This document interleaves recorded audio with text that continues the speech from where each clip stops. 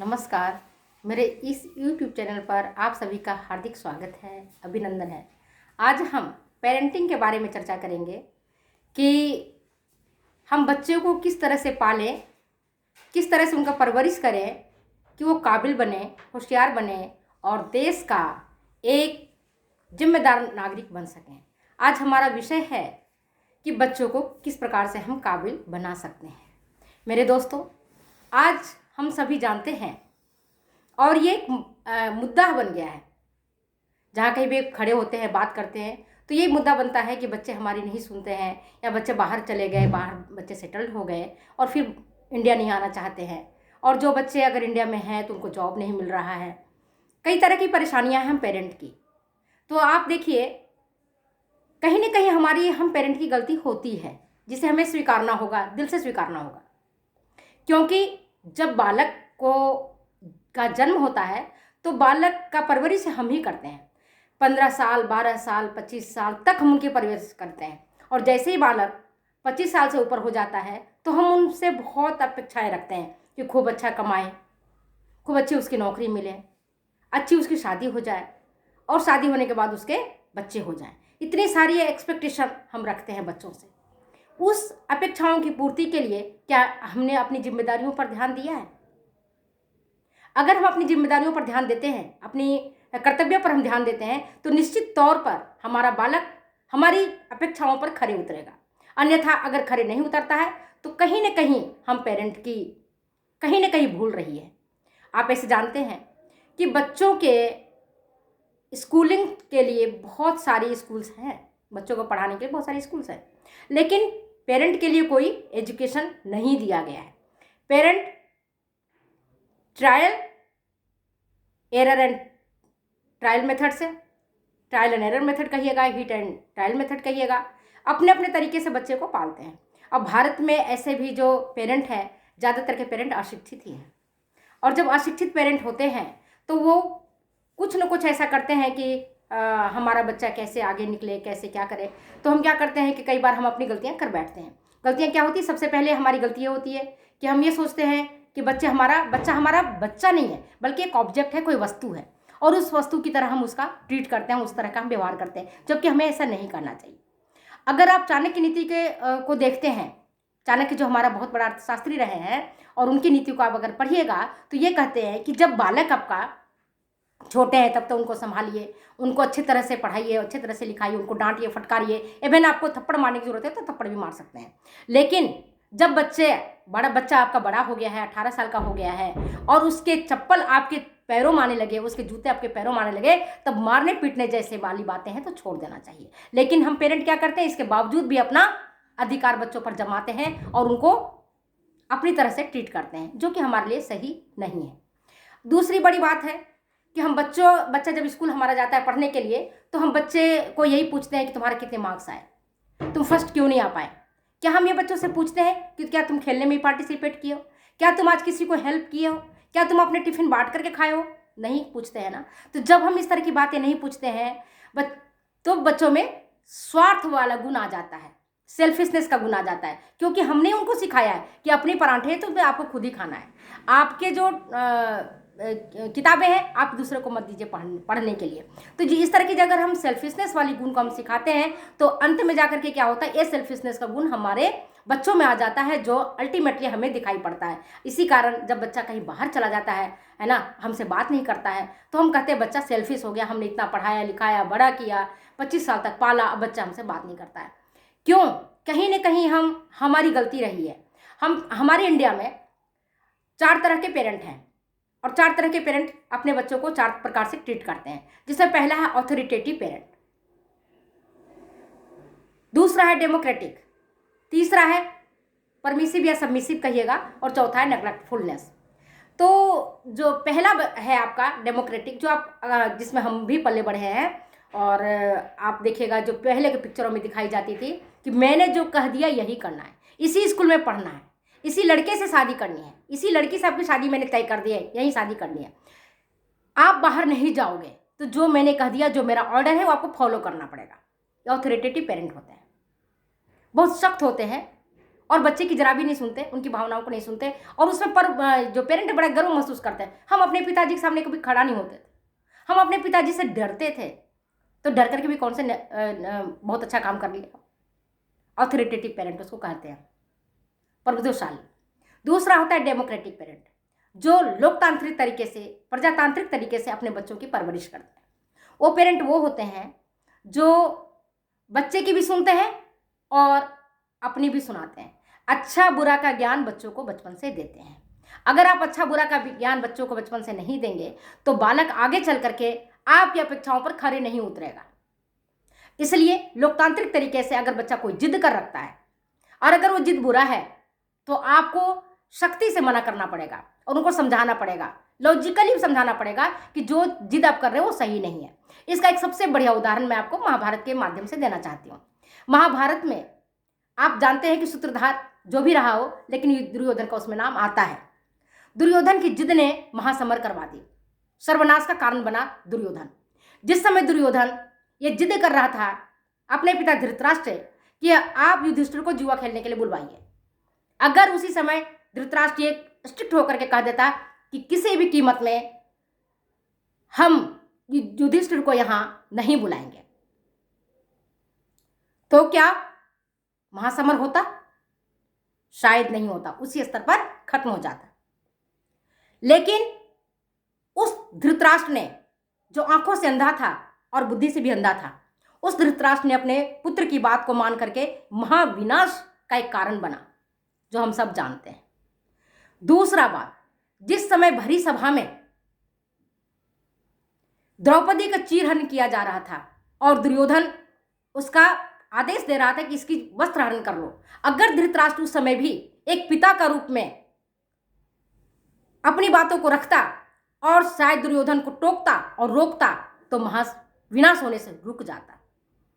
तो ये तो महासमर हमारे यहाँ भी चलता है, अपने घर में, परिवार में, समाज में, देश में चलते रहता है। आवश्यकता इस बात की है देखने की, निखारने की, कि जब कभी भी बालक गलत जिद करे तो आप अंधा धृतराष्ट्र मत बनिए, आप उनको टोकिए और उनके साथ फ्रेंडली बिहेवियर रखिए। जब आप दोस्ताना व्यवहार रखेंगे तो आप देखेंगे बालक आपसे खुल करके बातें करेगा। अगर आप कहेंगे मैं पेरेंट हूं, मैं तो माता पिता हूं, अगर जहां भी आपने ऑथोरिटेटिव बिहेवियर को शो किया, प्रदर्शित किया, वहां बालक आपसे दूर होता चला जाएगा और फिर वो कोई ना कोई रास्ता निकालेगा। और क्या रास्ता निकालेगा? वो गलत दोस्त बना लेगा, गलत लोगों के संपर्क में आ जाएगा, जो आपके नन्हे से बालक को, जो छोटे से बालक को, जिसका माइंड विकसित नहीं है, उसको यूज करेगा। मान लो कोई हमारी लड़की ही बाहर जाती है या लड़का बाहर जाता है, तो हम क्या कहते हैं, भाई बेटा कोई गलत काम मत करना। अगर बाई चांस उससे गलत काम हो ही गया तो क्या करेगा वो क्या करेगा? वो गलत काम अगर उससे हो गया तो अपने दोस्तों को बताएगा, वो हमें नहीं बताएगा, क्योंकि हमने उसको मना कर रखा है कि तुम गलत काम बेटा मत करना। अगर हम उनको ये कहेंगे अगर तुमसे गलती हो जाती है तो बेहिचक मुझे बताओ, मैं तुम्हारी इस गलती को सुधारने का प्रयास करूंगी, जो कुछ होगा बन पाएगा हम करेंगे। तो बालक खुल करके बात हमारे सामने करेगा और उस जो बड़ी संकट में है उस संकट से हम उसको निकाल सकेंगे। अन्यथा क्या होगा? बालक या बालिका हमारे अपनी गलतियों के कारण दल दल में फंसते चले जाएंगे, ऐसी दलदल में जहां से वो निकल नहीं पाएंगे, अपराध की दुनिया में अपना कदम रख देंगे। तो प्रजातांत्रिक तरीके से जो हम बच्चे को परवरिश करते हैं वो बेहतर तरीका है मेरे हिसाब से। तीसरा है सबमिसिव पेरेंट या परमिसिव पेरेंट, उसको कह सकते हैं आप। वो क्या करते हैं? बालक ने जो कहा हाँ ठीक है। वो ऐसे पेरेंट होते हैं जो पैसे वाले भी होते हैं, अब पूरे 5 दिन 6 दिन अपनी सर्विस करते हैं, संडे के दिन आते हैं, बच्चे को बढ़िया खाना खिलाते हैं, बाहर घुमाने भी ले जाते हैं, रेस्टोरेंट में भी ले जाते हैं, और पूरे सप्ताह वो बच्चों से शायद हाँ हूँ में बात करते हैं या नहीं करते हैं। बच्चे अलग मोबाइल में व्यस्त रहते हैं और उनके माता पिता भी अलग रहते हैं, उनसे हाँ हूँ में बात होता है, क्योंकि उनके लिए ये जो मोबाइल की दुनिया है वो दुनिया ही उनकी अपनी अच्छी लगती है, और अपने जो परिवार ही से बात करना है, अपने जो पेरेंट्स से बात करना है, अपने जो बच्चों से बात करना है, वहाँ पर गैपिंग आ जाता है। तो वो परमिसिव सबमिसिव पेरेंट होते हैं, हाँ बेटा ठीक है आपको एक कपड़ा पसंद आए आप ले लीजिए, आपको इस स्कूल में जाना है पढ़ने के लिए, हाँ ठीक, बिना सोचे समझे वो बच्चों को अलाउ कर देते हैं। वो नहीं देखते कि आगे चल करके इसका क्या परिणाम होगा। तो एक पेरेंट, इसको हम सबमिसिव पेरेंट या परमिसिव पेरेंट कहते हैं, जो बच्चे की हाँ में हाँ मिला देते हैं और उनकी चाहे मांग अच्छी हो या बुरी मांग हो, उसके बिना सोचे समझे उस सब तरह का अनुमति दे देते हैं, परमिशन दे देते हैं। और चौथा होता है नेग्लेक्टफुलनेस पेरेंट, जो बच्चे को बिल्कुल ध्यान ही नहीं देते हैं कि बच्चा कहाँ जा रहा है, क्या कर रहा है, कौन सा पढ़ रहा है, नहीं पढ़ रहा है, क्या कर रहा है। नेग्लेक्टफुल, कोई मतलब नहीं है उसको, बस ठीक है बच्चे हमारे हैं, कौन सी क्लास है उनको यही पता नहीं कि हमारे बच्चा किस क्लास में पढ़ रहा है। तो ये होता है नेग्लेक्टफुलनेस पेरेंट। अगर आप चाहते हैं कि हमारा बच्चा काबिल बने, हमारा बच्चा जिम्मेदार बने, हमारा बच्चा होशियार बने, तो आपको शुरू से ध्यान देना पड़ेगा। केवल पढ़ाई पर नहीं, केवल शिक्षा से नहीं जोड़ना है। अगर आप बच्चों को केवल शिक्षा से जोड़ते हैं तो बच्चा शिक्षित जो तो हो जाएगा, वो आप जो चाहेंगे वो बच्चा बन जाएगा। अगर आप चाहेंगे मेरा बेटा डॉक्टर बन जाए, आपका बेटा डॉक्टर बन जाएगा। आप चाहेंगे मेरा बेटा आईएएम क्वालिफाई कर जाएगा। लेकिन अगर आप इमोशनली जब उससे अटैच जब तक नहीं रहेंगे, संवेगात्मक रूप से जब तक आप उससे अटैच नहीं रहेंगे, तब तक आप जो देना चाहते हैं, समाज को जो देना चाहते हैं, परिवार को जो देना चाहते हैं, दोस्त को नहीं दे पाएंगे, क्योंकि आपकी पेरेंटिंग गलत है। पेरेंटिंग का मतलब यही होता है कि आप बच्चे को इस काबिल बनाइए कि बच्चा में ऐसा गुण आ जाए कि वह संवेगात्मक रूप से भी स्ट्रांग रहे, विनम्र रहे, ऑनेस्ट रहे, हेल्दी रहे और हैप्पी रहे। ये 4 चीजें उसमें होनी चाहिए। स्वस्थ भी रहे, खुश भी रहे, विनम्र भी रहे और ईमानदार भी रहे। आप यह अक्सर देखते होंगे, कहने की बात नहीं है, आप देखिएगा कि बच्चे खूब क्वालिफाई कर गए, अच्छे क्वालिफाई कर गए और आईआईएम में चले गए, एम्स में चले गए, और कई बच्चे थोड़ी सी बात जब उनको चुभती है तो हैंग कर जाते हैं, लटक जाते हैं, सुसाइड कर लेते हैं, आत्महत्या कर लेते हैं। क्यों करते हैं? क्या उस बच्चे का दोष है? वो तो 16-17 साल का बच्चा है, उसमें कहाँ से इतना आ गया? क्योंकि हमारी अपेक्षाएं थीं। जब वो बच्चा उस अपेक्षाओं पर खरे नहीं उतरता तो लगता है हम अपने पेरेंट को क्या मुंह दिखाएंगे, हम पेरेंट को जाके क्या कहेंगे, हमारे सीजीपीए कम आ गया, हम फेल हो गए, हमें टीचर ने डांट दिया। कई बच्चियां तो इस तरह या बच्चे इस तरह से इस तरह की घटनाएं कर बैठते हैं जो आप सोच भी नहीं सकते, और वो सुसाइड कर लेते हैं। क्योंकि आपने बच्चों को इस तरह से पाला है कि उन्होंने बाहर की दुनिया की हवा नहीं देखी। जब बाहर की दुनिया की हवा नहीं देखेंगे, जो है आंधी का थप्पड़ को उन्होंने सहन नहीं करेंगे, तो कैसे वो एक अच्छा बालक बन पाएंगे। और केवल पैसा कमाना, केवल उच्च शिक्षा प्राप्त करना या खूब हैप्पीनेस रहना, यही पेरेंट का दायित्व नहीं है। पेरेंट का दायित्व कहीं इससे बढ़कर के है, क्योंकि हम जो आज जो हमारा जो बालक है वही हमारा देश का कर्णधार है, और हमारा देश का जो भविष्य है उन्हीं बालकों पर टिका है। अगर हम बालक पर ध्यान नहीं देते हैं तो हम अपने देश के कर्णधार पर ध्यान नहीं दे रहे हैं, जिस पर हमारा भारत का भविष्य टिका हुआ है। अगर आप चाहते हैं कि भारत का भविष्य अच्छा हो तो हमें अपने बालकों पर पूर्ण ध्यान देना होगा। इसके लिए देखिए, बालक, हर पेरेंट चाहता है कि हमारा बालक बहुत अच्छा बने, और कोशिश सभी करते हैं, नो डाउट। जिसकी जितनी हैसियत होती है वो अपने स्कूल को, सरकारी बच्चे को सरकारी स्कूल में पढ़ाते हैं या प्राइवेट स्कूल में पढ़ाते हैं या ट्यूशन भेजते हैं, सब कुछ करते हैं अपनी हैसियत के अनुसार। सब पेरेंट अपने बच्चों को करते हैं, लेकिन कहीं ना कहीं हमसे चूक हो जाती है, कहीं ना कहीं हमसे भूल हो जाती है, कहीं गलती हो जाती है, जिसके कारण हमारा बच्चा हमसे दूर चला जाता है और काबिल होने के बावजूद भी हमारे पास तक लौट के नहीं आता है। तो हमें इस चीज का ध्यान देना पड़ेगा, क्योंकि अगर हम बालक को कहते ये करो, बालक को नहीं करेगा, पक्का आप मान लीजिए, लेकिन जो आप करते हैं वो बालक करेगा। वहां आपको रोल मॉडल बनना पड़ेगा बच्चों को आगे। अगर आप घर में हैं और आपने किसी को कह दिया कि मेरे पापा सो रहे हैं या बाजार गए हैं, उसको आए तो मना कर देना। झूठ किसने सिखाया? आपने सिखाया ना बच्चे को, बच्चा तो नहीं जानता था। आप अगर वही बालक कल के दिन झूठ बोलता है तो जिम्मेदारी किसकी है? पेरेंट की है, क्योंकि पेरेंट ने ही उसको बताया है कि आप कह देना कि मैं पापा तो बाजार गए या पापा सो रहे हैं, पापा घर पे नहीं है। कल के दिन बालक वही अनुकरण करेगा, क्योंकि आप देखिएगा जैसा आप बोलते हैं बालक भी का भाषा वैसा ही होता है, जैसा आप खाते हैं बालक भी वैसा ही अनुसरण करता है, वैसे ही खाना खाता है। तो बालक हमसे दूर नहीं है। हम कहते हैं और आप भी जानते हैं, अधिकांश समय बालक अपने माता के पास रहता है, पिता के पास रहता है। माता और पिता पहले गुरु होते हैं और घर उसका पहली पाठशाला होता है। और जब पहली गुरु और पहली पाठशाला ही खराब होगा तो आप सोचिए कि कैसे भारत का भविष्य का निर्माण होगा। अरे माता तो वो गुरु है जो एक कच्चे घड़े को गढ़ करके परिपक्व इंसान बनाती है। तो माता को कैसा होना चाहिए? अब ठीक है, गुरु शिष्य है, जो संबंध होता है गुरु शिष्य के बीच में वही माता और बालक के बीच में होना चाहिए। आप देखे होंगे, हमारा इतिहास में हमारा साक्षी है।